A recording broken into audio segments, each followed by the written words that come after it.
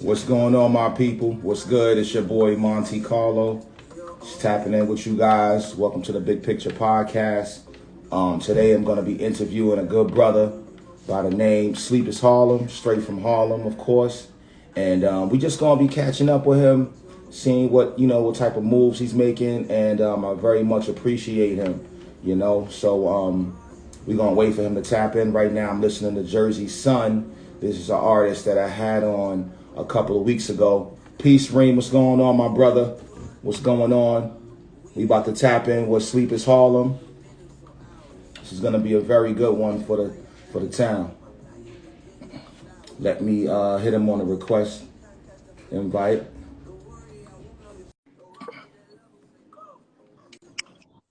My brother, what's good? What's going on, my brother? Such a He- hectic morning, man. yes. That's why you know what they say. The early bird gets the worm, man. Work against the worm. Exactly, That's a big exactly. fact. It's a How you big been? fact. I've been blessed, man. I've been blessed, man. How you been, my brother? I'm great. No complaints, man. Definitely. Life's great over here, man. Yes. God is Definitely. good, man. God is good, brother. So you guys are working. You have my man Hattie. Y'all doing a bunch of big things over there, man. Yeah, man. That's definitely team right there, man. It's team effort, and that's what it takes right now at this point. For everybody to play collective roles. You understand what I'm saying? Play their position so everybody can eat. Everybody can be successful.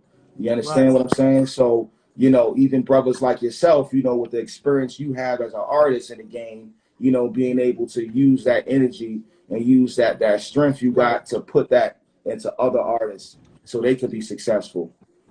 So let's Right. let's Right. just get right to it, man. Let's get right to it. Hot ones, All man. right. Before we get into it, my brother Debo, I gotta Mm-hmm. give him a shout out. I see my brother Free, a bunch Mm, of them is in the check-in. So, of salute to my course. brothers. I haven't spoke to them in a minute. See, we got the same circle Mm-hmm. of brothers. But oh yeah, hot ones, what's the word with that? Talk to Yeah, me. man. Like, let's talk about that, man. What was it like being in that group back in the days, man? Because we kind of from the same age bracket, but Yeah, you guys, y'all was our locks, man. You, yeah, you know what I'm saying? Like, yeah, Hot Ones was the Harlem Locks. So yeah. what was it like, man? Back in the days with that situation, brother. It was kind of crazy, man. We were like, in Harlem. Not saying we were the savior, but we gave people hope that things can happen. We had a real big movement. Of Mm-hmm. course, Vacant Lot, Dame Grease, my brother, Rock House. Very very early on. Like, the Locks was our guys, X was our guy. Um, Rough Riders, we come from the same camp, basically like a branch off. Dame Mm-hmm. Grease, was with DMX. And Mm-hmm. he branched off to make Vacant Lot. They did their thing called Rough Riders. And Mm-hmm. the we were young, you know, we could spit, that back in the days we used to battle, like call it spitting, me and meet in front of Marble 25 every day after school. I was a little young, older than my two partners, Sean Don and one, had about a couple of more years. But I'll go grab them from school. We'll go meet up in front of Mark 125, which was Mm-hmm. a really big clothing outlet. It was like a mini mall on 125th. It's still Mm-hmm. there, but it's not open. Where you could get food, clothes, all kind of things there. It was a big market. Mm-hmm. Um, Never know. D will be out there. He'll have Locks out there one day battling Jada, um, Dragon. You Mm-hmm. never know who you have out there that day. You pull up on Mm-hmm. that block, you have to, you have to do what you have to do. Talking about Mm-hmm. Mace. This was a little earlier on before the J Mills, because I seen clips of them doing stuff out there too. Those are all my brothers, but you know, you every day we had to come. You had to come with bars. That's back in the days, though. Mm-hmm. We had tour buses. We went on tours. We didn't did it, like, It was early. Our album came out in 1999. So go figure. That's Mm-hmm. damn near 22 years ago. Mm-hmm. So Yeah. my brother Billy, for Councilman Billy and tuned in. My brother Mm-hmm. my brother PT doing his thing. Mm-hmm. Wano, you know. But yeah, back in the day, back in that time, music was a lot, was very competitive and very supportive. Harlem supported Harlem at the time, you Mm-hmm. know. But those are glory years. Those were really, really cool years. Mm-hmm. You know, that you know, I mean, those are priceless years. Niggas don't want to, you know, really, really, really, really. Those are the times. Yeah. So what happened? Like, you know, was it like a business situation? Like, What happened? What discouraged everyone was, mm-hmm. um, you know, let's just say we, you know, what happens is we came out with a compilation called Mm-hmm. Live on Linux, which was a collective of a bunch of people under the Vacant Lot umbrella. It was Hot Ones, us. It was me, Sean Don, and one group. They had like a group called Madison with a lot of my other guys, Baby Mad, Kid Mino from 129th. You Mm-hmm. know, we had records with DMX, Nas, Scarface, Silk the Shocker. We had a great album. Let's not front. Like, you play it right now, still like, yo, you know, it was ahead of our time. But, you Yeah. know, at the time, we had, you know, we had a lot of people within the, you know, within the group, you know, who had like, probably had like a little issues, whatever. And, you know, I could somewhat like feel like we got blackballed. You Okay. understand? Okay. At that part when, you know, we did the, my guy, Mino, did a record. The him and Jay went at it, yeah. Him Shout and out to Jay went at Mino. it. Yeah, shout out to Mino. Him and Jay went at it, very competitive. I remember that. Remember, you know, the Pat Porter, Richard Porter stuff, and then Jay came out with my mind right, you know. And pretty much after that, you know, Jay was on his meteoric rise. And you know, I'm not sure. I don't know what happened at that point, far as you know, because we weren't Y'all was old young. enough. Y'all was Yeah, we young. were young, far as and we weren't in them doing them deals with them guys and not, you know what I mean, in them labels. So we pretty much had like Rock there and Rock House, and we had like Grease. You understand? So I don't know what was going on in between them in them Mm-hmm. and them labels and them talks, you know. But you know, I didn't want to, you know, me and my brother, I'm a supporter of him 100%. You know, after that, it was like, yo, niggas wasn't really trying to, really trying to hear what we had to, you know, Harlem had to, you know.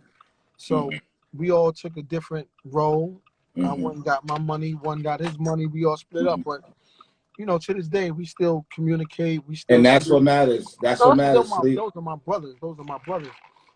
We always contemplate on coming back, and you know, just for one, you know, like, you know what I mean, for Yeah, conversation. yeah, But y'all they should, are. man. Y'all should. Y'all No, should. they were just in the studio 2 days ago in Quad, Sean Don, because he makes beats.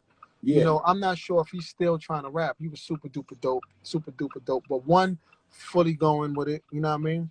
You know, right now I'm not sure if it's you know, it's just a passion for everybody. People just still have that passion. You know, I don't know if there's a lane right now for us because you know, it's. I mean, I'm not a drill rapper. I run laps around these niggas' bars, but I'm not that. You know, I'm Talk not. about it, Sleep. Talk No, about I'm it, just saying. Sleep. Let's just be real. Let's just be. Yeah, I'm being yeah. real. Like, you know what I mean. But long story short, you know, Hot Ones. I mean, that was. I just think leave well enough alone. Like, you know what I mean. Yeah. You know how people just try to recreate movies and like Coming to America too, and certain things Yeah. you just don't. You just don't. You know, don't just try to revisit. You know what I That's mean. true. That's true. That's true. So What's your relationship with Cam, man? me and Cam, that's my brother. I call Cam. You know, me and him don't speak, but me not saying we don't speak. I call, you know, I do a lot, you know, on my off time I do bookings and shit. So me and his manager, me and him crack jokes about the Bronx and Harlem. You understand? So, you know, I speak to Cam every time we have bookings and shit. We see each other, it's all love, you know. He's doing a lot of big things. He got his quotient that he's promoting, him and Sugar Duggar. You know, they're very, very, very, very Harlem. They still putting, you know, they're still putting on for Harlem. He's in Miami now, I believe. But me and Cam is super good. You know, we had a record years ago called Good Morning America. Yes. I was just pumping that shit the other day, pause. But let me just tell you something. Jim was on that record as well. Jim was on the record. Jim Jones was on the record. This was a long time. For some odd reason, I think it was for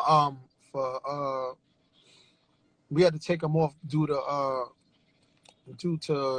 the time. It was the record would be too long.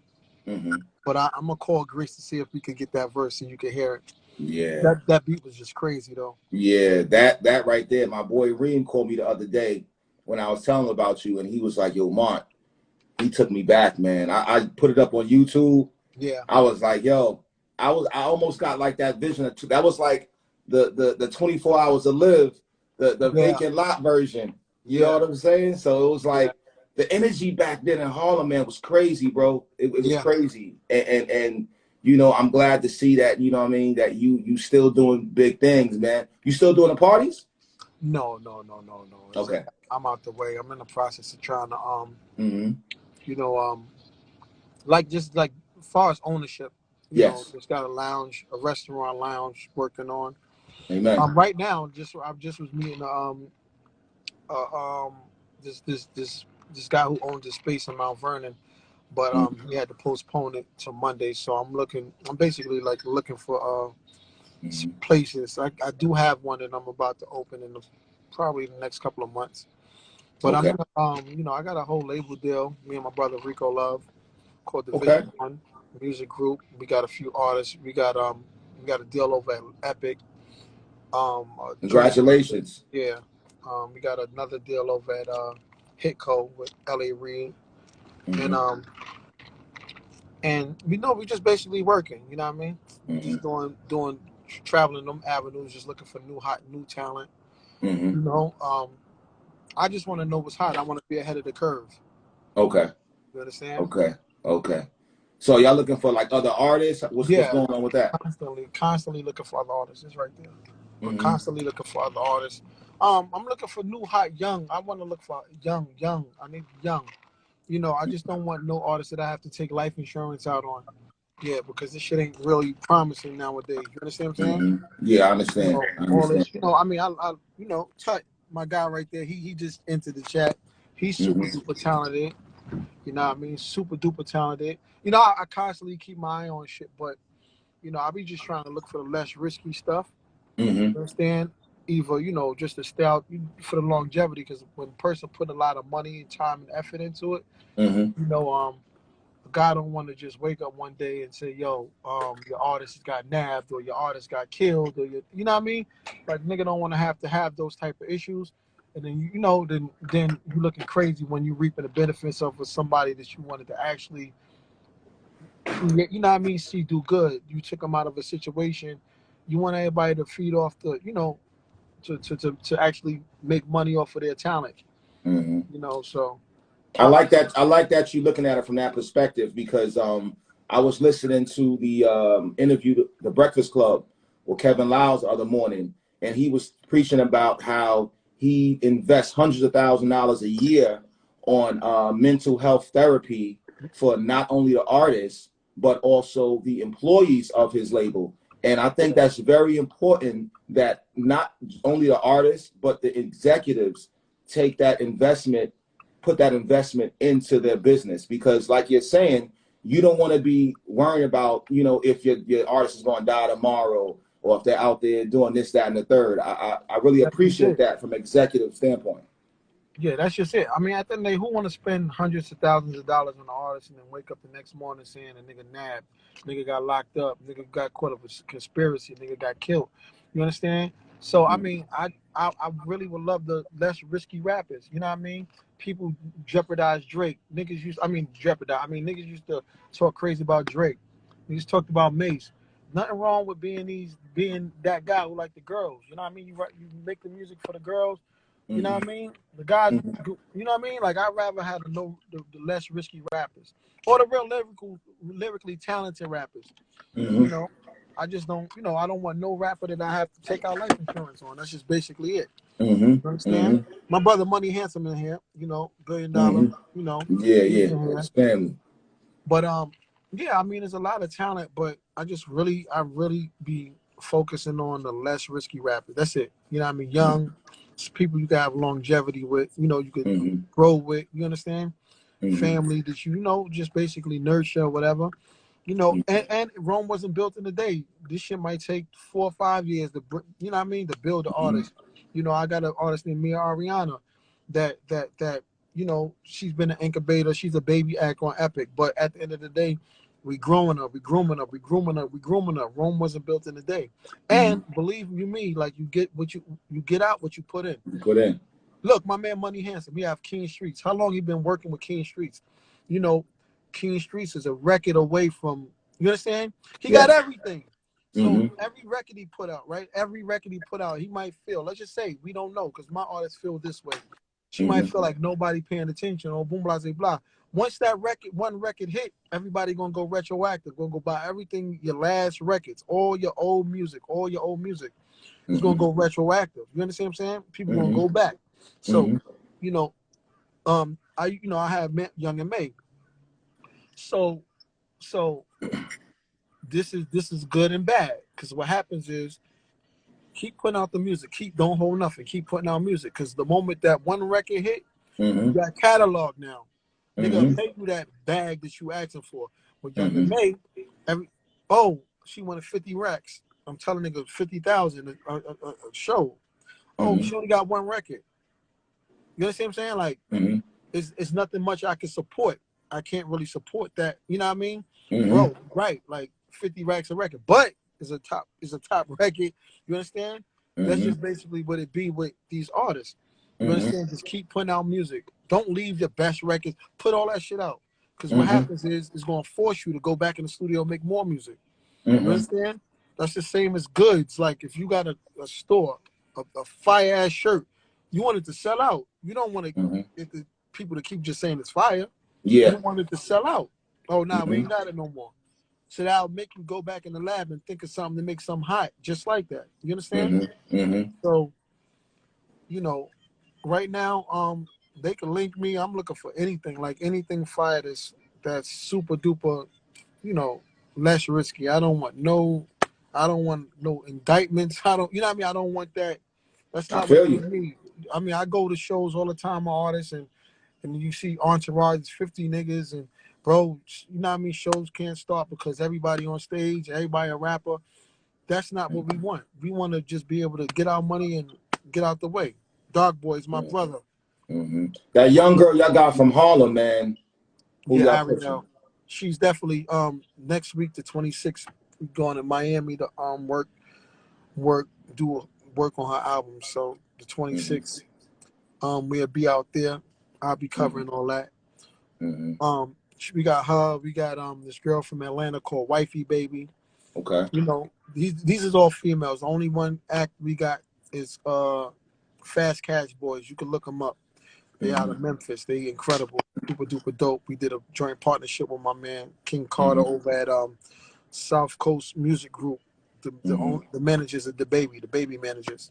You know what I mean? So, yeah, I'm just constantly looking, bro.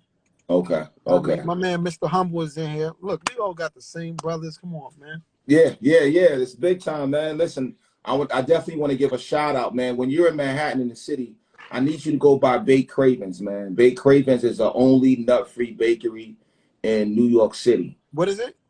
Baked Cravens. B-A-Y? Baked Cravens. Baked Cravens. Where's it located at? That's on 105th Street and Lexington Avenue.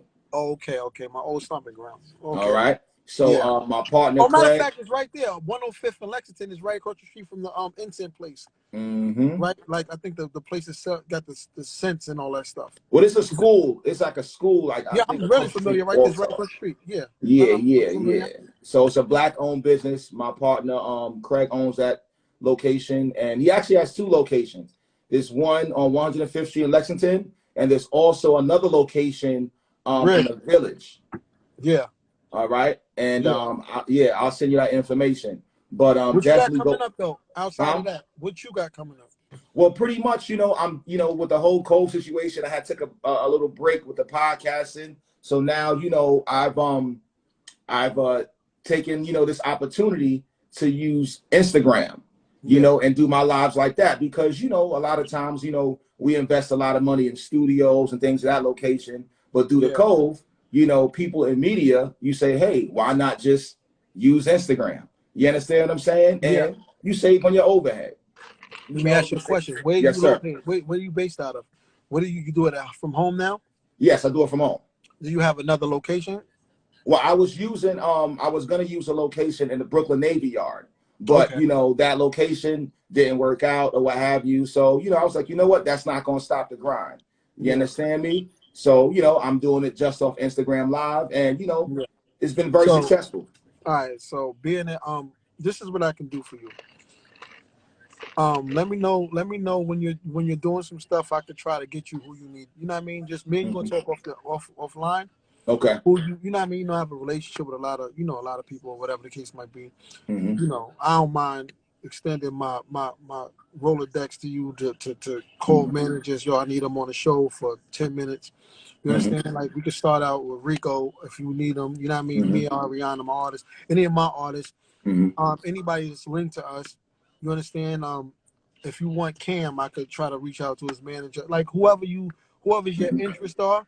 You know, yo, this is my brother's show. Let's help support. You know what I mean? Get you where you need to be, as far as, you know, your numbers, and then, you know, just to have discography, because everybody need that rapport. Like, yo, this person been on my show. That's your bargaining chip. That's your bargaining power. Yes, You sir. understand? Yo, I had Drake. All right. Well, you know what I mean? People would love to, you know what I mean? They only go off for, you know what I mean? Yes, sir. Yes, sir. I D, what up, appreciate big that. bro? I appreciate that, brother. You have a lot of people. Marcel, she's from out of Charlotte. Earl of Pearl, one of the biggest promoters. You know, he got a brunch today at Casa Del Mar, whatever that. What is it? Casa Del Mar? What is it? Yeah, in the Bronx. Totally tuned in, but yeah. So let's talk offline. You know what I mean? Get out and let's get the ball rolling.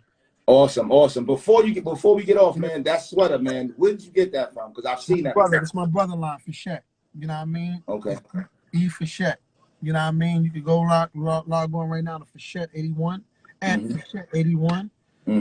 He got a lot of dope stuff that he's put out. He got like Nipsey, Rest His Soul, Diddy, everybody wear this stuff. You know what I mean? This is my brother. This happened to be my brother though, Sonny. He's from out of Mount Vernon, but he has an online store as well. Ray Large Pockets, Jersey. I see you. That's my brother in Jersey. Throw all of the biggest parties. I mean, but yeah, whatever you guys, whatever you need on this end. You know what I mean? All right, cool. I apologize for earlier because a lot was going on. I told you. Yeah, it's all good. It's all good, my brother. It's all good. Before we log off, man, I just want to say rest in peace to DMX. Yes. I know back when you was doing the vacant lot days and all that, you guys was, y'all was rocking. So just give me a few words on how DMX made an impact on your life, on your career. Listen, I seen where it came from. That was more than enough. If the humble beginnings, you had to see him first. You understand what I'm saying? You had to be there to see it. You understand? This guy, he defied the odds. You understand? He defied the odds. He's one of those. You understand? When the person say he got it from the mud, he like really got it from the mud. I understand the story. I know his story. You understand? But at the end of the day, he was just like a selfless person. You understand? He didn't really care about himself, meaning like he was cool. What made him happy is to see other people happy. You understand? That man fed too many people. You understand? He got done dirty by too many people. But at the end of the day, he forgave those people. You understand? He's just a man's man. You know what I mean? He was a man's man, and he gonna be missed. You know what I mean? I just pray like the music that he put out. I mean that he had that's under the wraps, because he just did an album. So hopefully Def Jam release it. You know what I mean? So people could hear, because he was on his shit. Like he was really talking. You know what I mean? Him did a bunch of new records. So Streets was good, brother. Okay. All right, so we definitely gonna chop it up. We definitely gonna chop it up, man, because it's good energy. I can get you if you want Dame Grease, whoever you need. Like, we're gonna talk, you know what I mean? If you want to just get a DMX recap, you know what I mean, just to talk about the life and times of him, he could tell you more, because he was with him till the day he passed. All right. You know what I'm saying? My man Grease. So Guapo. All right, beloved. You already know. Beloved. So I'm gonna talk to you later. Let's do it. All right. All right.